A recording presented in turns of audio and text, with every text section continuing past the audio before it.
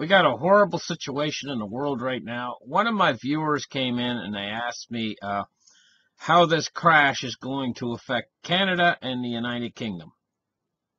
Now, it's a very important question. There's an up-and-coming crash.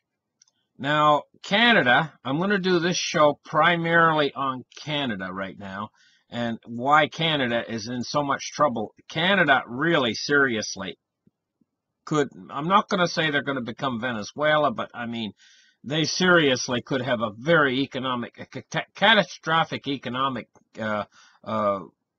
problem that they haven't had in a long time. And then now we're talking about the UK. How will this crash affect the UK? Well, one of the things about the UK is they should never have made the mistake of messing with those boys. I'll call them boys in Brussels. That's what I call them. They're really the European Union, the real core that actually runs the European Union of bureaucrats, unelected bureaucrats. As far as I'm concerned, they are, well, I'm not going to talk about them that much, because I haven't got nothing nice to say about them. But at any rate, Britain, they have tremendous power, those boys in Brussels. Unbelievable amount of power that they have.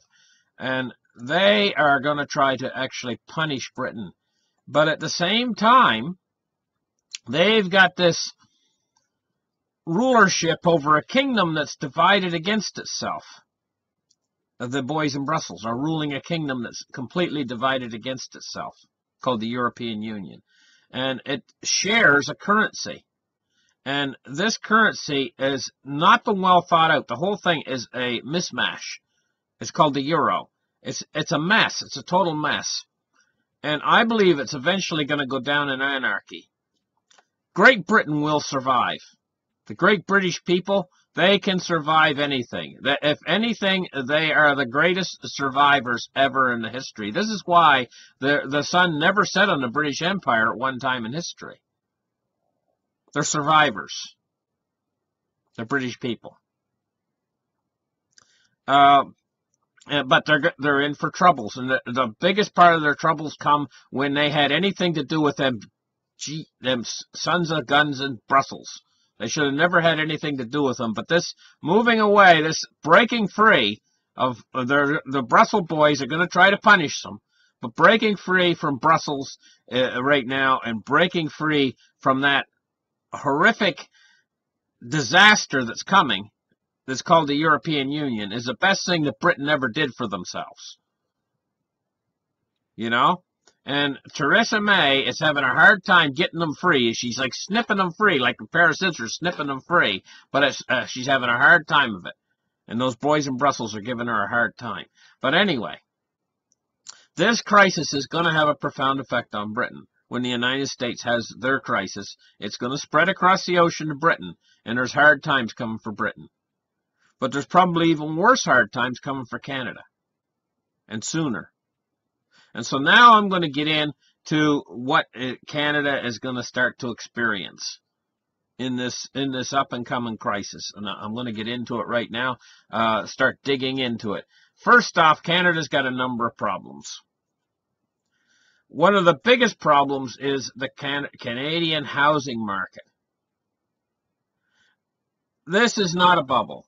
This is beyond a bubble. This is a hyper bubble in Canada and the price of homes, especially in places like Ontario. It's absolutely ridiculous.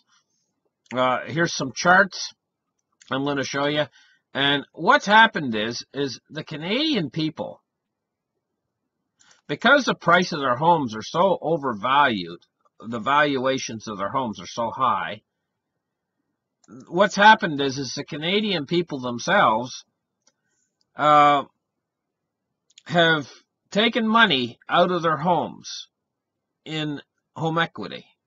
They've got a lot of loans and things in what the values, these oversold values of their homes are. Like say you live in Toronto and suddenly you had a home that was worth like $50,000 for years, and then suddenly the home price goes up to $2 million. Boom, like that. Well, the bank comes along and says, hey, you know what? We'll give you $500,000. No problem. We'll give you $500,000, a home equity loan or whatever, you know, line of credit. We'll give you a line of credit and everything. So these people who went out and they've been splurging on these big lines of credit for like $2 million line of credit, whatever, you know, and they've got like $500,000 in their line of credit, and they're using the equity in their home to try to pay off this line of credit and all this kind of stuff going on, and it's absolutely ridiculous. Well, that money that line of credit that they had went into businesses and stuff in Canada, and it's propped the Canadian economy all up on borrowed money. Now, I'm just basically just trying to explain it in my own words what's happened, and they've propped the entire Canadian economy up, and this whole thing is built on a house of cards. Where is this? Okay, here's what we're going to look at. This article right here. It says Canadian, and now this is connected to this because it's all connected to the real estate market. This household debt, a lot of it. Because the reason why they've given all these people all these lines of credit and they've expanded their credit is because of the housing market in Canada being so overvalued. One thing is connected to the next thing, which is connected to the next thing. And the Canadian household debt burden hits records. That's what this article says here. Stats Canada says household credit market debt as a proportion of household disposable income rose to 167.8% in the second quarter, up from 166%. Now, this is last year, this article's from. It says the amount Canadians owe compared with their disposable income hit a record high in the second quarter per capita households net worth inch lower. Stats Canada said Friday household credit market debt as a proportion of household disposable income increased to 167.8%. This means for every dollar of a household's disposable income, there's $1.68 in credit market debt. Can you imagine? So this means we owe more than we're worth here in Canada. So we've got this debt bubble here in Canada that's connected into the Canadian banking system. So now suddenly it extends from the real estate system. See, this is a chain like, and I'm laying out the links of the chain now. So it extends from the real estate system here in Canada. Suddenly it extends into the household personal debt system, which then extends into the banking system, because all of these personal loans and things that the Canadians have taken out on and home equity loans and et cetera, it goes down the line, extends into the Canadian banking system. And the Canadian banks have lent out this money. Now the Canadian banks have to make good for this money if it's not paid back. And it can't be paid back if the housing real estate bubble bursts. Because then these home equities and everything, the houses aren't worth what they were worth. Suddenly these people are out of money. Suddenly these people can't pay the bank back. And suddenly you got non-performing loans coming into the Canadian banking system by the droves if the Canadian real estate bubble bursts. And suddenly then you'd have Canadian banks that are in trouble. Now the Canadian banking system is connected to the American banking system. Now you see where I'm going with this now? Suddenly it's starting to expand ever outward, the problem. So we started with a smaller problem that was limited just to Canada, which was a housing real estate bubble. But if that bursts, it's going to spread. The problem's going to spread. And then eventually it's going to spread to the Canadian banking sector, which is connected to the American banking sector intrinsically. And so this problem now is spread to America, you see?